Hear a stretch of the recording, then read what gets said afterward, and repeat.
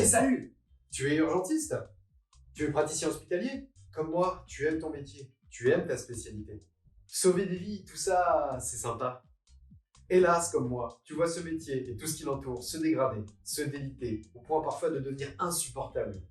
Tu es victime d'une perte de sens. Tu vois tes collègues fuir et surtout tu as l'impression de ne plus pouvoir prendre correctement en charge de tes patients. Tu vois la situation s'aggraver depuis 10, 20, 30 ans. Tout devient de plus en plus pénible pour les patients comme pour toi. Tu espères qu'un jour le pouvoir politique prendra conscience de cette dégradation et viendra stopper la fuite des urgentistes à l'hôpital public. Par exemple, je sais pas, en revalorisant les gardes, ou alors même en rendant aux praticiens urgentistes les années d'ancienneté qu'on leur a volées pendant le Ségur de la santé. Bande de petits naïfs.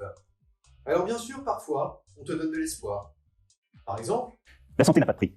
Le gouvernement mobilisera tous les moyens financiers nécessaires pour porter assistance, pour prendre en charge les malades, pour sauver des vies. Quoi qu'il en coûte. Ou bien, Alors pour la permanence des soins des établissements, ce que chacun appelle les urgences, il faut ouvrir le chantier sur la rémunération du travail de nuit et de la permanence. Je vais le dire, tant que nous n'aurons pas rebâti les choses, les mesures dites d'urgence prévues jusqu'en mars seront maintenues. tiens, c'est marrant, ça me rappelle vaguement quelque chose. Tout flatteur vit aux dépens de celui qui l'écoute. Voilà, le président applique à la lettre et avec brio. Franchement, vous m'avez dépassé cette soirée aux Dandies avec brio. Avec qui? Avec qui? Avec brio. La morale historique de cette fable de Jean de La Fontaine. Alors oui, pour redonner de l'attractivité à nos métiers, et en vue de le revaloriser à sa juste valeur, des négociations ont commencé en mai. Puis elles se sont arrêtées tout net. Mais pourquoi donc me demanderas-tu? Ah, mais quel taquin tu es.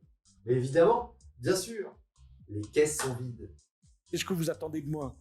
Que je vide des caisses qui sont déjà vides? Ainsi, le président pense pouvoir, par un habile et talentueux tour de passe-passe, nous rappeler en permanence combien nous sommes utiles, voire indispensables, qu'il fera le nécessaire pour qu'on puisse travailler dans de bonnes conditions, tout en rémunérant ce travail à sa juste valeur, mais sans dépenser un centime. Ce tour de passe-passe a un nom chez nous autres les urgentistes. Nous avons baptisé cela la scapulothérapie.